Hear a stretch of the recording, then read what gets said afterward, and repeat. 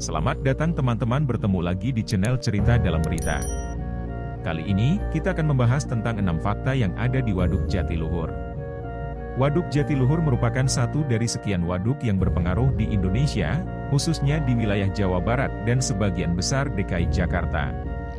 Dalam istilah yang dikeluarkan oleh PU.go.id, fungsi waduk sendiri adalah sebuah bangunan penampungan yang dipersiapkan untuk mengatur sumber air dan bisa digunakan pada waktu tertentu.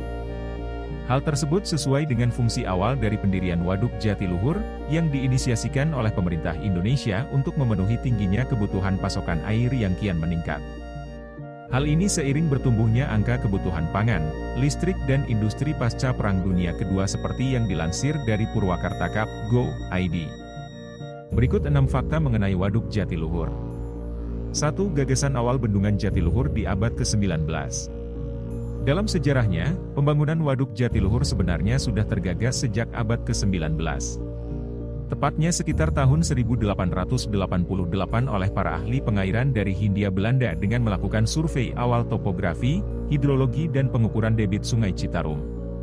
Selanjutnya di tahun 1930-an gagasan tersebut disempurnakan oleh seorang ahli pengairan Belanda bernama Profesor Dr. Insinyur W.J. van Blommestein, hingga dipresentasikan pada pertemuan tahunan Persatuan Insinyur Kerajaan Belanda, Koninklijke Instituut van Ingenieurs atau KIVI, di Jakarta dengan judul Een Federaal Welvaartsplan voor het Westelijk Gedeelte van Java, pada 18 Desember 1948. 2. Hadiah kepada Perdana Menteri terakhir Indonesia. Waduk Jatiluhur sendiri merupakan waduk serbaguna pertama di Indonesia, yang mulai dibangun pada 1957. Pembangunannya dilakukan oleh perusahaan konstruksi asal Perancis bernama Compagnie Française d'Entreprise, dengan potensi air yang tertampung sebesar 12,9 miliar kubik per tahun. Yang menarik dari proses pembangunan waduk tersebut adalah merupakan sebuah kenang-kenangan pemerintah Indonesia atas jasa yang dilakukan oleh Perdana Menteri terakhir Insinyur Haji R. Djoyanda Kartawijaya, atau yang biasa kita kenal sebagai Insinyur Juanda. Saat itu Insinyur Juanda dan Insinyur Sedijatmo gigih memperjuangkan pembangunan waduk terbesar di Indonesia itu di forum internasional. Selama proses pembangunan waduk tersebut belum diberi nama Jatiluhur, melainkan menggunakan penamaan Jatiluhur Multipurpose Project, dengan beragam fungsi yang akan dihasilkan. Ketika memasuki tahap finishing, Jatiluhur Multipurpose Project berganti nama menjadi Bendungan serta Pembangkit Listrik Juanda. 3. Mengorbankan 14 desa berpenduduk 5.002 orang. Saat proses pembangunan, kontraktor asal Perancis, Choyne et Belier berupaya membendung Sungai Citarum dengan luas daerah aliran sungai hampir mencapai 4.500 km persegi. Proses penggenangan air tersebut harus mengorbankan 14 desa yang tersebar di kawasan Jatiluhur dan sekitarnya, serta memindahkan masyarakatnya ke sebagian wilayah Kabupaten Karawang. 5. Sumber pengairan dan energi di Jawa Barat dan Jakarta. Waduk Jatiluhur sendiri memiliki daya tampung sebesar 3 miliar meter kubik, M3, atau hampir 3 kali lipat dari Waduk Jati Gede yang telah beroperasi sejak 2015 lalu.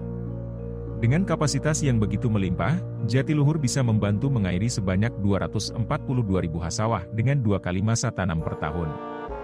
Jawa Barat dan sebagian wilayah Jakarta merupakan jalur utama dari pengairan Waduk Jatiluhur.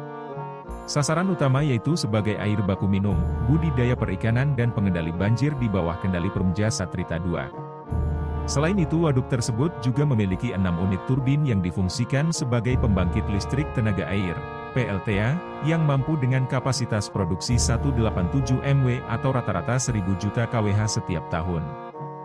6. Memiliki mitos bah Jawar yang kuat. Seperti yang terlansir dari nativeindonesia.com, selain sebagai mahakarya yang luar biasa, waduk yang terletak di Kecamatan Jatiluhur, Kabupaten Purwakarta tersebut juga memiliki mitos yang berkembang sejak lama, yaitu mitos Ki Jawar.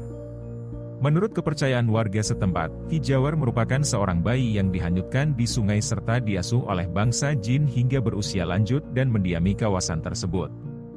Menurut mitos, Ki Jawar sewaktu-waktu bisa muncul dengan menenggelamkan siapapun yang tidak menaati pantangan yang berkembang di sana. Sehingga warga setempat lebih memilih jalur darat daripada jalur sungai.